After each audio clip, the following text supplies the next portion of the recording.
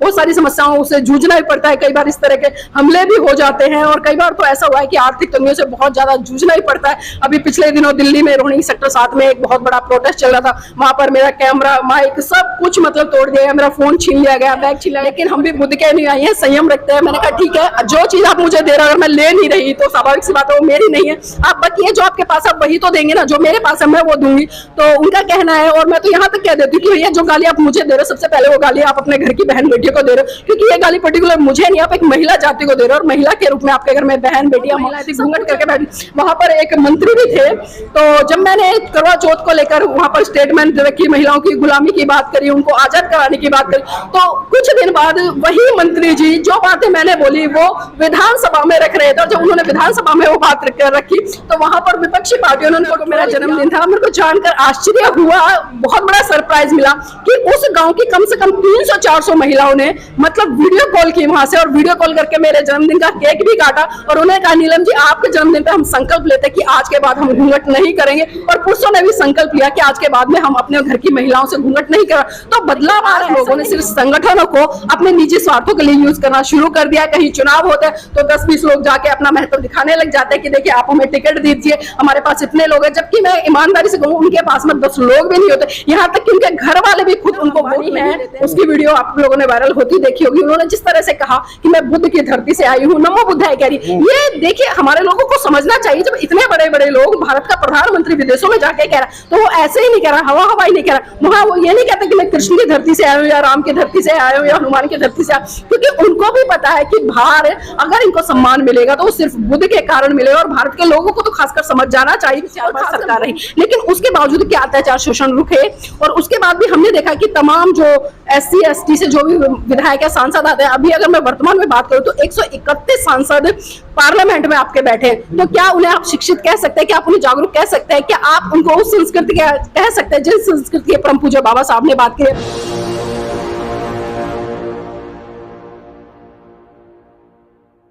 नमस्कार दोस्तों, आज हम जिस शख्सियत से आपकी मुलाकात करवाने वाले हैं, आप देख भी रहे होंगे किसी भी परिचय की मोहताज नहीं है। आप इनके YouTube चैनलों पर भी आप इनको देखते होंगे कि अक्सर आपको गाइडेंस करने की, आपको ऐसी विचारधारा को तरफ ले जाने की बात करती है, ऐसी विचारधारा से आपको रूबरू करवाती है जो आपको पता तो है लेकिन आप उसको अमली जामा में पहना नहीं पाते। आपके घर की महिलाएं अगर इनकी बात सुनकर अगर मोटिवेट होती हैं तो आप समझ लीजिए नीलम बौद्ध जी हमारे साथ में, और हम इनसे जानने की कोशिश करेंगे कि आप जब भी किसी भी कार्यक्रम में जाते हैं, शिरकत करते हैं, आप अपनी बात सुन के घर पे आ जाते हैं, कितना समझा पाते हैं अपने परिवार को और क्या समझ पाती हैं आपके घर की महिलाएं, और नीलम बौद्ध जी अगर आपकी महिलाओं को समझाती है तो किस प्रकार कहती है और किस प्रकार समझती है, आज ये बात करते हैं। जी नमस्कार जी। नमस्कार जी।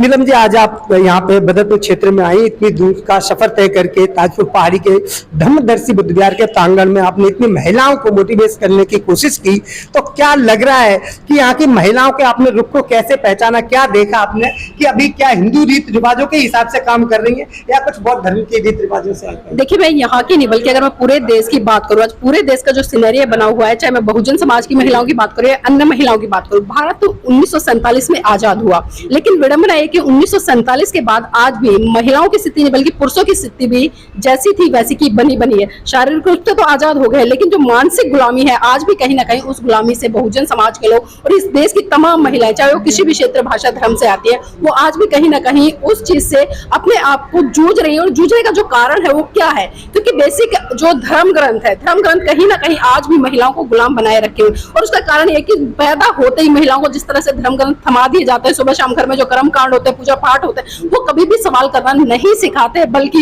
वो परंपराओं के आधार पर या हमारे बड़े बुजुर्ग करते हैं इस तरह की चीजें उनको बताते हुए कहीं ना कहीं आगे उसी दिशा में ले जाने का काम करते हैं, जिससे कि हम देख रहे हैं कि आज भी महिलाओं की स्थिति तस की जस बनी हुई है। ये बहुत भारी एक प्रश्न भी है और सोचने वाली बात भी है कि हम बड़ी बड़ी बातें तो कर लेते हैं, महिलाओं के सशक्तिकरण की बात करते हैं, महिलाओं को आगे बढ़ाने की बात करते हैं, महिलाओं को समानतावादी दृष्टिकोण के तहत देखने की बात करते हैं और महिलाओं को पुरुषों के बराबर देखने की बात करते हैं, लेकिन खाली देखने से या इस तरह से बातें करने से काम चलने वाला नहीं है। जब तक हम धरातल पर जाकर महिलाओं को सही दिशा में एजुकेट करने के साथ साथ में उन्हें जागरूक नहीं करेंगे, तब तक मैं कहती हूँ किसी भी तरह की क्रांति संभव नहीं है, क्योंकि बाबा साहब ने कहा था कि मैं किसी भी समाज समाज की उन्नति इस बात से आंकता हूँ कि उस समाज की महिलाएं कितनी पढ़ी लिखी, शिक्षित और जागरूक है। क्योंकि जागरूक जो शब्द है बाबा साहब ने इसलिए इस्तेमाल किया क्योंकि आज हम देखते हैं, क्योंकि बाबा साहब ने इस कड़ी में एक बात और कही, मैं उसको भी दर्शकों को बताना चाहूंगी। पढ़ा लिखा व्यक्ति उस व्यक्ति को मानता है जो अपने दुश्मन की पहचान रखता है। लेकिन आज हम देखते हैं, चाहे राजनीतिक तौर पर या सामाजिक तौर पर, धार्मिक तौर पर,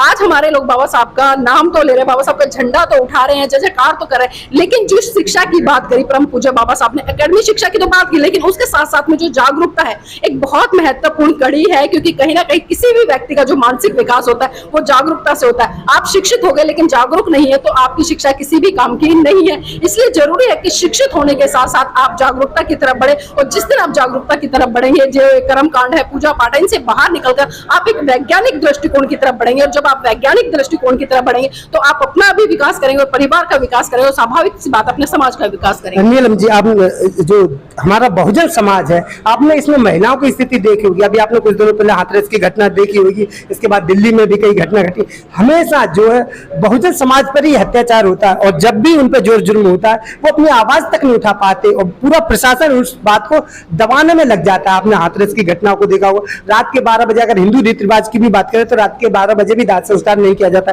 उस लड़की का जो है रात के 12 बजे दाह, ये सारी जो घटनाएं जो चल रही है, ये आप क्या केवल राजनीतिक दृष्टिकोण है या इसका और भी कोई प्रभाव है? क्या देखिए, इस तरह की घटनाएं जो हो रही है, पहली बात तो ये है कि ये सारी घटनाएं कहां से उत्पन्न हो रही है? ये मन से उत्पन्न हो रही है। क्योंकि इस तरह की घटनाओं को अंजाम देने वाला कौन है? ये कोई व्यक्ति विशेष नहीं है, ये मन है। और मन क्या है? मन एक पर्टिकुलर, जो आज हम देख रहे हैं कि दो संस्कृतियों का युद्ध इस देश में छिड़ा हुआ है, आज से नहीं बल्कि पहले से छिड़ा हुआ है। और जो दूसरी संस्कृतियां जो लगातार कहीं ना कहीं एक अच्छी और सच्ची संस्कृति को दबाने का काम कर रही है, और जो हम बात करते हैं जितने भी अत्याचार शोषण है, क्योंकि बहुत सारे लोग तमाम तरह की बातें करते हैं, ये भी कहते हैं कि जिस दिन हम सत्ता पर काबिज हो जाएंगे उस दिन बहुजन समाज के ऊपर जो अत्याचार शोषण हो रहे हैं वो बंद हो जाएंगे। ऐसा नहीं है। आपने देखा उत्तर प्रदेश में 4 बार सरकार रही, लेकिन उसके बावजूद क्या अत्याचार शोषण रुके?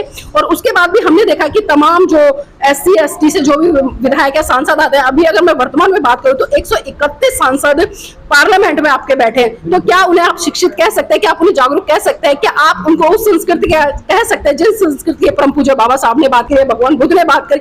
क्योंकि आज जो घटनाएं घट रही है वो पर्टिकुलर जाति के आधार पर घट रही है। और जातियां कहाँ हैं? जाति आपको किसी अन्य धर्म में देखने को नहीं मिलेगी। जाति की अगर मैं बात करूं तो जाति सिर्फ हिंदू धर्म में है, वैसे धर्म नहीं है। ये एक तरह से एक शैली कही गई, आजकल लोग इसको सनातन कहने लगे, लेकिन अगर सनातन भी देखे तो सनातन ये नहीं है। सनातन सिर्फ भगवान बुद्ध का जो धर्म है वही सनातन रहा इस पृथ्वी पे।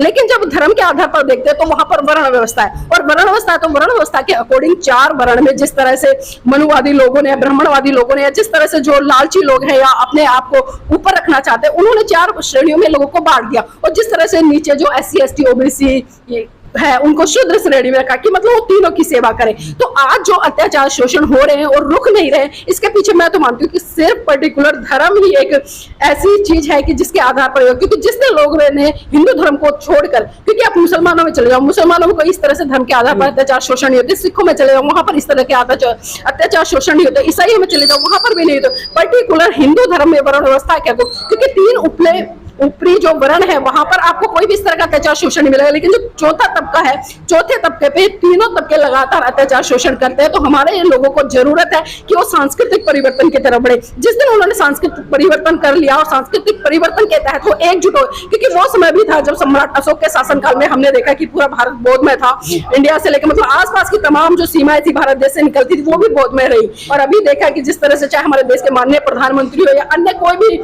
मंत्री संतरी जब भी विदेश जाते तो बड़े गर्व से कहते कि हम बुद्ध की धरती भारत से आए। लेकिन विडंबना और मुझे कहते हो दुख होता है कि जो बुद्ध में ही बुद्ध की विचारधारा से युद्ध करते नजर आते हैं। और अभी पिछले दिनों जिस तरह से सोशल मीडिया पर जो नीता अंबानी है उसकी वीडियो आप लोगों ने वायरल होती देखी होगी, उन्होंने जिस तरह से कहा कि मैं बुद्ध की धरती से आई हूँ, नमो बुद्धाय कह रही। ये देखिए हमारे लोगों को समझना चाहिए, जब इतने बड़े बड़े लोग, भारत का प्रधानमंत्री विदेशों में जाके कह रहा तो वो ऐसे ही नहीं कह रहा, हवा हवाई नहीं कह रहा। वहां वो ये नहीं कहता कि मैं कृष्ण की धरती से आया हूँ या राम की धरती से आया हूँ या हनुमान की धरती से आया, क्योंकि उनको भी पता है कि बाहर अगर इनको सम्मान मिलेगा तो वो सिर्फ बुद्ध के कारण मिलेगा। और भारत के लोगों को तो खासकर समझ जाना चाहिए, और खासकर बहुजन समाज के लोगों को समझ जाना चाहिए कि जब तक आप धर्म क्रांति नहीं करेंगे, जब तक आप धरती पर घर वापसी नहीं करेंगे, जब तक आप सांस्कृतिक परिवर्तन नहीं करेंगे, इस तरह से घटना होते रहेंगे। चाहे मैं हाथरस की बात करूं या उन्नाव की बात करूं, कठुआ की बात करूं, या जिस तरह से दिल्ली में जो कंझावड़ा कांड हुआ उसकी बात करूं, इस तरह की घटनाएं रुकने वाली नहीं है। जरूरत आज बहुजन समाज के लोगों को सांस्कृतिक परिवर्तन करने की।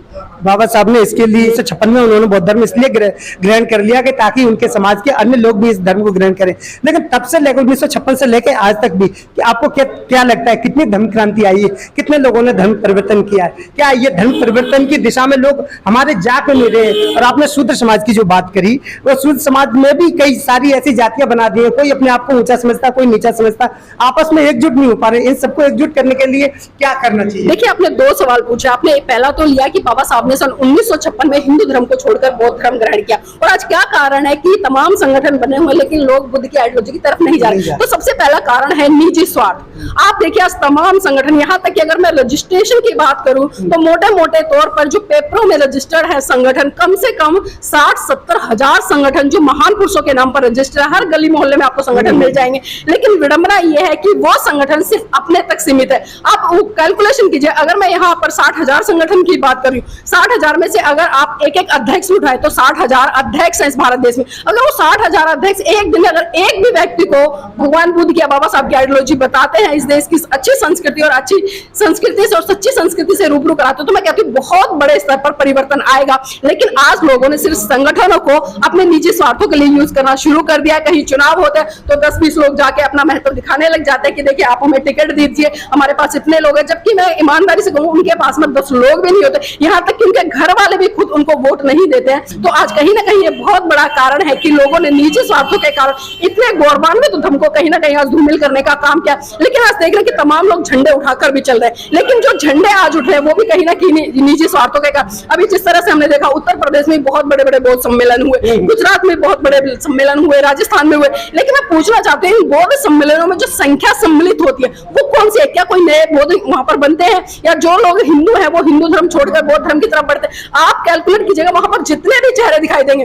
लखनऊ के चेहरे आपको राजस्थान में दिखाई दे जाएंगे, राजस्थान के चेहरे आपको हरियाणा में दिखाई देंगे। मतलब कुल मिलाकर वही चेहरे आपको दिखाई देते हैं, चाहे दिल्ली की बात कर लो या किसी भी राज्य की बात कर लो। सिर्फ वहां पर एक भीड़ प्रदर्शन बन गया, और सिर्फ सीधा सीधा उसका कारण क्या है कि अभी 2024 के चुनाव आने वाले हैं, और उससे पहले भी 4 राज्यों में दिसंबर के महीने में लास्ट में चुनाव होने वाले। तो लोगों को समझना पड़ेगा कि अगर सही रूप से आपको धर्म को स्थापित करना है, भगवान बुद्ध की आइडियोलॉजी को यहाँ पर स्थापित करना है, देश में करुणा मैत्री भाईचारे का संदेश देते हुए सबको एक माला में पिरोना है, तो सबसे पहले अपने निजी स्वार्थों को छोड़ना पड़ेगा, वहां से मैं निकालना पड़ेगा। जब तक हम नहीं होंगे तब तक काम चलने वाला नहीं है।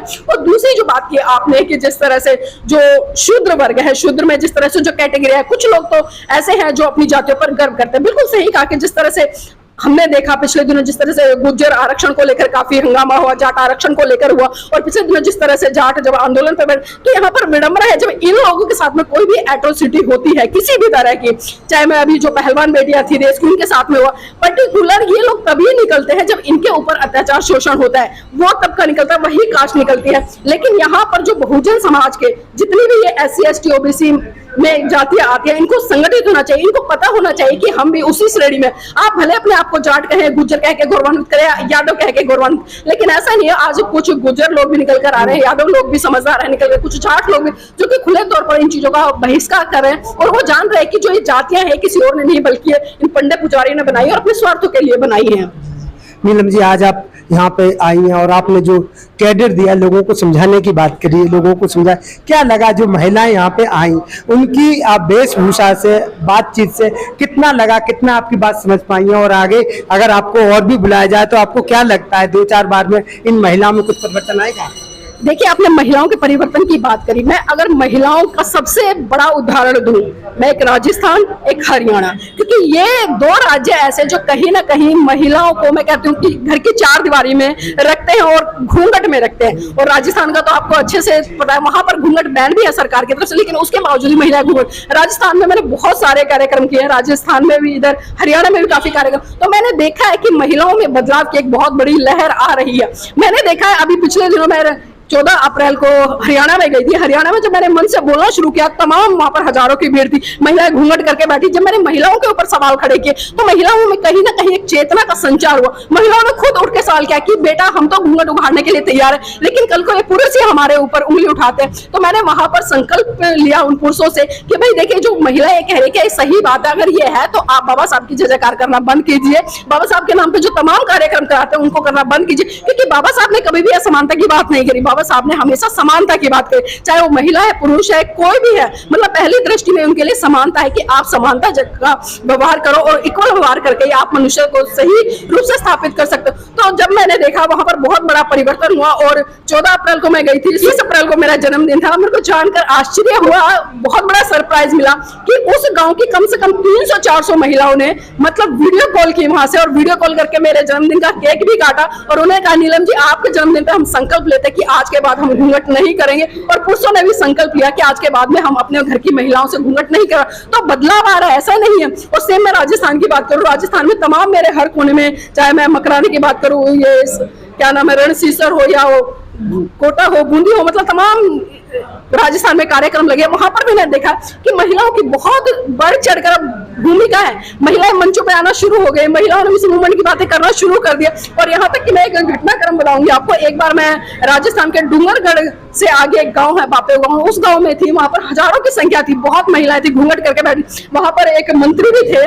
तो जब मैंने करवा चौथ को लेकर वहां पर स्टेटमेंट रखी, महिलाओं की गुलामी की बात करी, उनको आजाद कराने की बात करी, तो कुछ दिन बाद वही मंत्री जी जो बातें मैंने बोली वो विधानसभा में रख रहे थे। और जब उन्होंने विधानसभा में वो बात रखी तो वहां पर विपक्षी पार्टियों ने उनको ट्रोल किया, धर्म की मतलब आलोचना करने पर। तो ऐसा नहीं है कि बदलाव नहीं आ रहा, बदलाव आज बहुत बड़े स्तर पर आ रहा है और ये बहुत अच्छी बात है। लेकिन मेरा मानना है कि जब महिलाओं के बीच में जाके बात रखते तो उसका प्रभाव बहुत ज्यादा पड़ता है। और जिस तरह से मैंने यहाँ पर देखा, महिलाएं जब हम आए तो हलचल काफी हो रही थी, बातचीत कर रही थी। लेकिन जब मैंने बोलना शुरू किया और जब महिलाओं के हक अधिकारों के बारे में बोलना शुरू किया, जब बाबा साहब का एहसास कराया कि बाबा साहब ने किस तरह से आपको गुलामी से बाहर निकाला, किस तरह से पाखंडवाद से बाहर निकाला, किस तरह से आपको एक साइंटिफिक धर्म दिया और किस तरह से बाबा साहब ने अपने 4 बच्चे कुर्बान कर आपको एक स्वतंत्र जीवन दिया, तो कहीं ना कहीं उन महिलाओं को एहसास हो रहा था कि हाँ, आज जो हम जीवन जी रहे हैं उस जीवन के पीछे किसी के 4 बच्चों की कुर्बानी है। तो महिला अच्छे से समझ रही है और आज संकल्प लिया है कुछ महिलाओं ने, कुछ पुरुषों ने भी लिया है कि वो अपने घर की 4 दीवारी में से महिलाओं को निकालेंगे और घूंघट जैसी रूढ़िवादी प्रस्ताव से उनका त्याग कराएंगे। एक अंतिम सवाल है, जब आप इस तरीके की बातें करती हैं, लोगों को जागरूक करने की बात करती हैं, तो मूलवादी लोगों की तरफ से कभी कोई धमकी, कोई ऐसे कॉल या कभी कोई ऐसी बात कि आप ऐसी बातें न बोला करें मंच के माध्यम से, इससे ये होता है, ऐसा कुछ? जी, ऐसा कुछ नहीं, ऐसा बहुत कुछ हुआ है। मैं अपने दर्शकों को बता दूं, मेरे दर्शक भी जानते होंगे, मेरे ऊपर कई FIR हैं और इन्हीं चीजों को मेरे ऊपर FIR ही नहीं, मतलब कई लोग तो इतने, मैं कहूंगी, अभद्र होते हैं। मैं कहती हूँ अपनी संस्कृति का परिचय दे देते हैं कि कौन सी संस्कृति से आता है, कौन से धर्म से, मतलब वो इतनी माँ बहन तक की गालियां, मतलब इतनी अभद्र गालियों पर उतर आते हैं। लेकिन हम भी बुद्ध के नहीं आई है, संयम रखते हैं। मैंने कहा ठीक है, जो चीज आप मुझे दे रहे हो अगर मैं ले नहीं रही तो स्वाभाविक सी बात है वो मेरी नहीं है। आप बाकी जो आपके पास आप वही तो देंगे ना, जो मेरे पास है मैं वो दूंगी। तो उनका कहना है, और मैं तो यहाँ तक कह देती हूँ कि भैया जो गाली आप मुझे दे रहे हो, सबसे पहले वो गाली आप अपने घर की बहन बेटियों को दे रहे हो, क्योंकि ये गाली पर्टिकुलर मुझे नहीं, आप एक महिला जाति को दे रहे हो और महिला के रूप में आपके घर में बहन बेटियां मां सब कुछ है। तो देखिए, मिशन मूवमेंट में इस तरह के उतार चढ़ाव चलते रहते हैं, बहुत सारी समस्याओं से जूझना ही पड़ता है। कई बार इस तरह के हमले भी हो जाते हैं और कई बार तो ऐसा हुआ है कि आर्थिक तंगियों से बहुत ज्यादा जूझना ही पड़ता है। अभी पिछले दिनों दिल्ली में रोहिणी सेक्टर 7 में एक बहुत बड़ा प्रोटेस्ट चल रहा था, वहां पर मेरा कैमरा, माइक, सब कुछ मतलब तोड़ दिया गया, मेरा फोन छीन लिया गया, बैग छीन लिया गया। और उसके बाद पुलिस वाले देखो दिन दहाड़े में तो इतना बड़ा झूठ कि हमने तो कुछ लिया ही नहीं, जबकि वो सारी चीजें रिकॉर्डेड है। अभी कोर्ट में केस भी चल रहा है। फिर सुल्तानपुरी महाकनिष्ठ बौद्ध विहार के सामने एक मनीषा जो वाल्मीकि का प्रकरण चला था, उस समय भी मतलब पुलिस के द्वारा हाथापाई हुई, बहुत ज्यादा मतलब मारपीट भी हुई थी। उस समय भी मतलब मेरा सारा सामान टूटा उटा, समाज से मैंने अपील भी की। लेकिन विडंबना है, मुझे दुख होता है कि जिस समाज के लिए हम आवाज उठाते हैं, कुछ लोग बहुत अच्छे जो सहयोग करते हैं, लेकिन कुछ लोग ऐसे होते हैं जो कि मतलब पैसे से भी संपन्न है और वो सिर्फ अपने नाम के लिए मंचों पर जाते हैं। 21,000 की पर्ची कटवाई, 51,000 की पर्ची कटवा दी,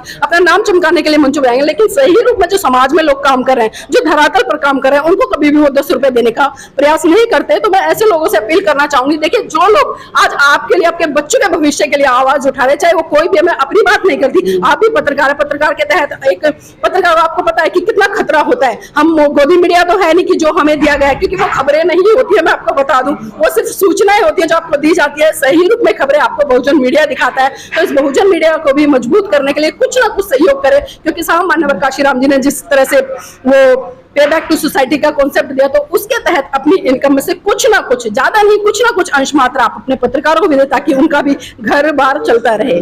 क्या मैसेज देंगे आप, जो दर्शक आपको देख रहे हैं, जो महिला भी देख रही है? देखिए, अंत में मैं सिर्फ मैसेज इतना ही दूंगी, क्योंकि आज जो देश का सिनेरियो बना हुआ है, हम देख रहे हैं कि आज धर्म के नाम पर बहुत ज्यादा मारकाट हो रही है, आज हिंदू मुसलमान हो रहा है, लेकिन हम धरातल पर यह भी देख रहे हैं, धरातल पर कोई हिंदू मुसलमान नहीं लड़ रहा है।